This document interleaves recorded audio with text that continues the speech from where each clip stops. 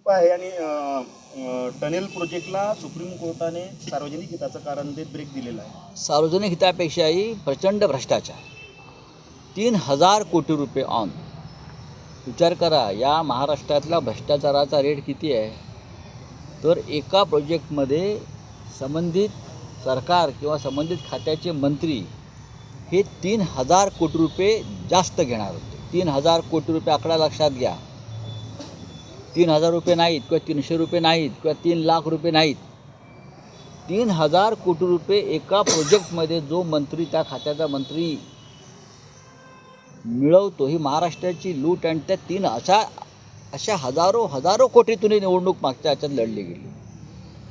हे जे mega engineering नावाचं प्रकरण आहे, यांनी भारतीय जनता पक्षाला सर्वाधिक निधी दिला इलेक्ट्रॉल बॉन्डच्या माध्यमातून.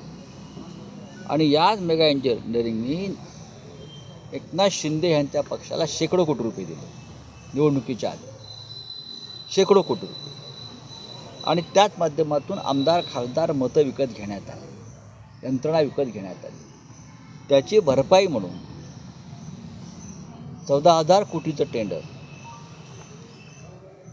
या टनेलचं हे त्यांना देण्याचं घाट रचला. पण लार्सन टुब्रोसारखी एक नामवंत कंपनी ती सुप्रीम कोर्टात गेली आणि सुप्रीम कोर्टाचे आभार मानले पाहिजे की त्याने महाराष्ट्र सरकारच्या भ्रष्टाचाराचा मुखवटा टराटरा फाडून देशासमोर आणलं की या राज्यामध्ये काय चाललं आहे. खरं म्हणजे संबंधित खात्याचे जे मंत्री आहेत, एकनाथ शिंदे MMRD सांभाळतात, त्यांचा राजीनामा मुख्यमंत्र्यांनी मागायला पाहिजे होता. कारण हा भ्रष्टाचार आहे.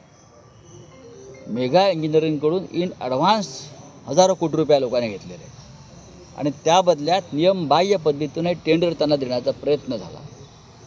बॅरिस्टर अंतुल यांनी प्रतिभा प्रतिष्ठानसाठी पैसे गोळा केले 2-5 कोटी रुपये. तेव्हा काँग्रेसनं त्यांचा राजीनामा घेतला. लक्षात घ्या, शिवाजीराव पाटील निलंगेकरांचा राजीनामा काँग्रेसने घेतला कारण त्यांच्या मुलीचे मार्क वाढवण्याचा एक प्रकरण समोर आलं. ही परंपरा आहे या महाराष्ट्राची. आणि 3,000 कोटीचा भ्रष्टाचार सर्वोच्च न्यायालयानं समोर आणूनसुद्धा देवेंद्र फडणवीस या गुन्हेगारांना तुरुंगात टाकायला तयार नाही. आणि तोंड वर करून सांगतात, प्रशासनातला भ्रष्टाचार मी सहन करणार नाही.